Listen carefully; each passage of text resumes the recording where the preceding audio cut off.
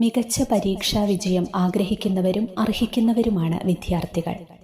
പക്ഷേ പലപ്പോഴും ഓർമ്മശക്തിക്കുറവും ബുദ്ധിശക്തിയുടെ കുറവും കാരണം അവർക്ക് വേണ്ടത്ര ശോഭിക്കാൻ കഴിയുന്നില്ല. എന്നാൽ വേറെ ചില കുട്ടികൾക്ക് ബുദ്ധിശക്തിയുണ്ട്, എന്നാൽ അലസത കാരണം പഠിക്കാൻ അവർക്ക് കഴിയുന്നില്ല. ഇത്തരം വിദ്യാർത്ഥികൾക്കെല്ലാം പ്രത്യേകമായി മാധ്യസ്ഥ്യം യാചിച്ചു പ്രാർത്ഥിക്കാവുന്ന വിശുദ്ധനാണ് ജോസഫ് കുപ്പർത്തീനോ. വിദ്യാർത്ഥികളുടെ മധ്യസ്ഥനാണ് ജോസഫ് കുപ്പർത്തീനോ.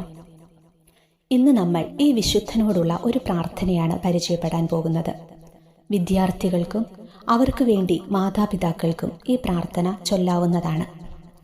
ഈ പ്രാർത്ഥനയിലേക്ക് കടക്കുന്നതിന് മുമ്പായിട്ട് നിങ്ങളോട് ഞാനൊരു കൊച്ചു സംഭവം ഷെയർ ചെയ്യാം. വിശുദ്ധരിൽ എനിക്കേറെ ഇഷ്ടപ്പെട്ട ഒരു വിശുദ്ധൻ കൂടിയാണ് കേട്ടോ, വിശുദ്ധ ജോസഫ് കുപ്പർത്തീനോ.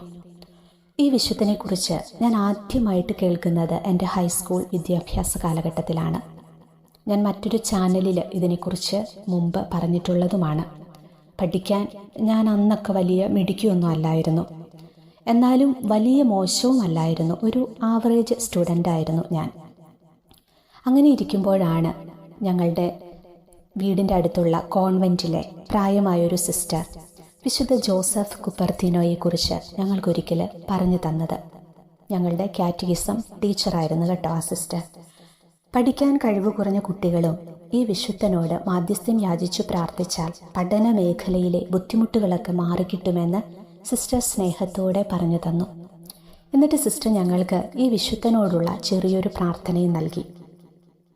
കൂടാതെ സിസ്റ്റർ തൻ്റെ ജീവിതത്തിലെ ഒരു അനുഭവം ഞങ്ങളോട് പങ്കുവച്ചു.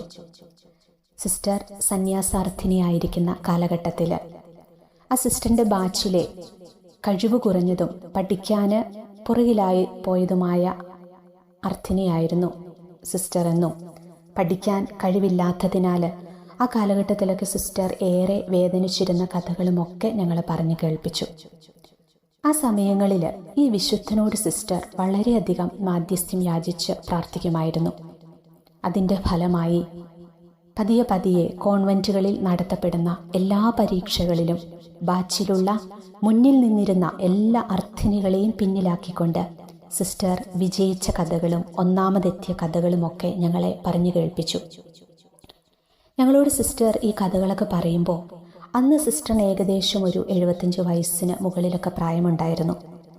ആ സമയങ്ങളിലും ആ പ്രായത്തിലും കോൺവെൻറ്റുകളിൽ അവരുടെ സഭയുടെ പല പരീക്ഷകളും എല്ലാ വർഷവും നടത്താറുണ്ട്. അപ്പോൾ ആ കോൺവെൻറ്റിലുള്ള മറ്റു ചെറുപ്പക്കാരായ സിസ്റ്റേഴ്സിനെ ഒക്കെ പുറകിലാക്കിക്കൊണ്ട് അവരെക്കാളും ഏറ്റവും ഉയർന്ന മാർക്കോടെ 75 വയസ്സിലും ആ സിസ്റ്ററാണ് അവിടെ മുന്നിൽ നിൽക്കുന്നത്. അപ്പോൾ സിസ്റ്റർ ഞങ്ങളോട് പറയുകയാണ്, ഈ വിജയത്തിൻ്റെ എല്ലാം പിന്നിൽ അന്നു മുതലുള്ള ഈ വിശുദ്ധനോടുള്ള ശക്തമായൊരു മാധ്യസ്ഥ്യമായിരുന്നുവെന്ന്. സിസ്റ്റർ തൻ്റെ ജീവിതാനുഭവം ഞങ്ങളോട് ഷെയർ ചെയ്തപ്പോൾ അതെനിക്ക് വലിയൊരു പ്രചോദനമായിട്ട് തോന്നി. അന്നു മുതൽ എൻ്റെ വിദ്യാഭ്യാസ കാലഘട്ടം മുഴുവനും ഞാനും ഈ വിശുദ്ധനോട് പ്രാർത്ഥിക്കാൻ തുടങ്ങി. അത് എനിക്ക് മനസ്സിലായത് എൻ്റെ ഡിഗ്രി കാലഘട്ടത്തിലൊക്കെയായിരുന്നു. മെയിൻ സബ്ജക്റ്റുകൾക്കൊക്കെ എനിക്ക് നല്ല മാർക്ക് ലഭിക്കുമായിരുന്നു. പഠിക്കാൻ ബുദ്ധിമുട്ടേറിയ വിഷയങ്ങളുടെ പഠിക്കുന്നതിന് മുമ്പ് ഞാൻ പ്രത്യേകമായിട്ട് വിശുദ്ധ ജോസഫ് കുപ്പർത്തീനോയോട് മാധ്യസ്ഥ്യം യാചിച്ച് പ്രാർത്ഥിക്കുമായിരുന്നു. പിന്നീട് വലിയൊരു മാറ്റമാണ് എനിക്ക് എൻ്റെ ജീവിതത്തിൽ ദർശിക്കാൻ സാധിച്ചിട്ടുള്ളത്. അങ്ങനെ വർഷങ്ങൾ ഒരുപാട് കടന്നുപോയി. ഞാൻ വലുതായി സ്കൂളിൽ ഒക്കെ പഠിപ്പിച്ചുകൊണ്ടിരിക്കുന്ന ഒരു സമയത്ത് എൻ്റെ സ്റ്റുഡൻസിനോടൊക്കെ ഞാൻ ഈ വിശുദ്ധനെക്കുറിച്ച് പറഞ്ഞു കൊടുക്കുമായിരുന്നു. അതുകൊണ്ടാണ് ഞാൻ ആദ്യം പറഞ്ഞത് എനിക്കേറെ ഇഷ്ടപ്പെട്ട വിശുദ്ധരിൽ ഒരാളാണ് വിശുദ്ധ ജോസഫ് കുപ്പർത്തീനോ എന്ന്. ഈ വിശുദ്ധനെക്കുറിച്ച് പിന്നീട് എനിക്ക് കൂടുതലായിട്ട് അറിയണമെന്ന് തോന്നി, പഠിക്കണമെന്ന് തോന്നി. അങ്ങനെ ഞാൻ പല പുസ്തകങ്ങളും എടുത്ത് ഈ വിശുദ്ധനെക്കുറിച്ച് വായിക്കാൻ തുടങ്ങി, പഠിക്കാൻ തുടങ്ങി. അറിയും തോറും എനിക്ക് വലിയ ഇഷ്ടം ഇങ്ങനെ കൂടിക്കൊണ്ടിരുന്നു. കാരണം ശരിക്കും ഈ വിശുദ്ധൻ്റെ ജീവിതം എന്ന് പറയുന്നത് അതൊരു അത്ഭുതം തന്നെയായിരുന്നു. അടുത്ത വീഡിയോയിൽ ഈ വിശുദ്ധൻ്റെ ജീവിതത്തെക്കുറിച്ച് നമുക്ക് കൂടുതലായിട്ട് മനസ്സിലാക്കാം. ഒരു നിമിഷം നമുക്ക് കരങ്ങൾ കൂപ്പിയാലോ.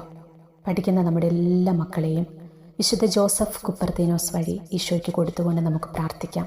ഇത് പരീക്ഷയുടെ ഒരു കാലഘട്ടമാണ്.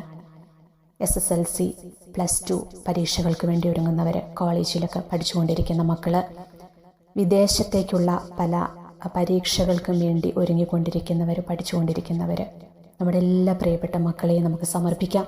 ഇത് കേൾക്കുന്ന നിങ്ങൾ ഓരോരുത്തരും നിങ്ങളുടെ വീട്ടിലൊക്കെയുള്ള പഠിക്കുന്ന മക്കൾക്കൊക്കെ ഈ വിശുദ്ധനെക്കുറിച്ച് പറഞ്ഞു കൊടുക്കണം. വിശുദ്ധൻ്റെ മാധ്യസ്ഥ്യം തേടി പ്രാർത്ഥിക്കാനായിട്ട് നമ്മുടെ മക്കളോട് പറയണം. ഈ പ്രാർത്ഥനയും നമ്മുടെ മക്കൾക്ക് പറഞ്ഞു കൊടുക്കണം. മക്കൾക്ക് വേണ്ടി മാതാപിതാക്കൾ ഈ പ്രാർത്ഥന ചൊല്ലുന്നതും വളരെ നല്ലതാണ്. നമ്മുടെ മക്കൾക്ക് വേണ്ടി അവരുടെ പഠന മേഖലകളൊക്കെ അനുഗ്രഹിക്കപ്പെടാനായിട്ട് നമുക്ക് വിശുദ്ധൻ്റെ മാധ്യസ്ഥ്യം തേടി ഒന്നിച്ചു പ്രാർത്ഥിക്കാം. സുഹൃത പരിമളത്താൽ ഞങ്ങളെ ധന്യമാക്കുന്ന വിശുദ്ധ ജോസഫ് കുപ്പർത്തിനോയെ, വിദ്യാർത്ഥികളുടെ മധ്യസ്ഥനായ അങ്ങേ ഞങ്ങൾ വിനയപൂർവ്വം വണങ്ങുന്നു. ഈശോയുടെ വചനത്തിന് സാക്ഷ്യം വഹിച്ചുകൊണ്ട് ദൈവസ്നേഹത്താൽ ജ്വലിച്ച അങ്ങയെപ്പോൽ ഭക്തിയിൽ വളരുവാൻ ഞങ്ങളെയും സഹായിക്കണമേ. എല്ലാ വിദ്യാർത്ഥികൾക്കും വേണ്ടി, പ്രത്യേകിച്ച് അങ്ങയുടെ സഹായം ഏറ്റവും ആവശ്യമായ എനിക്ക് വേണ്ടി ദൈവത്തിരുമുൻപിൽ മാധ്യസ്ഥ്യം വഹിക്കണമേ. എൻ്റെ ബുദ്ധിയും ഓർമ്മശക്തിയും പഠനത്തോടുള്ള താല്പര്യവും വർദ്ധിപ്പിച്ച് ദൈവം ആഗ്രഹിക്കുന്നതും ഞാൻ അർഹിക്കുന്നതുമായ വിജയത്തിലെത്താൻ എനിക്ക് വേണ്ടി മാധ്യസ്ഥ്യം യാചിക്കണമേ. ആമേൻ. നോക്കിക്കേ, വളരെ ചെറിയൊരു പ്രാർത്ഥനയാണിത്. നമുക്കിതൊരു പേപ്പറിലേക്ക് എഴുതിയെടുത്തിട്ട് നമ്മുടെ മക്കൾക്ക് കൊടുക്കാം. മക്കളോട് പറയുക, പഠിക്കുന്നതിന് മുമ്പ് ഈ പ്രാർത്ഥന ചൊല്ലി വിശുദ്ധൻ്റെ മാധ്യസ്ഥ്യം യാചിച്ച് പ്രാർത്ഥിക്കാനായിട്ട്.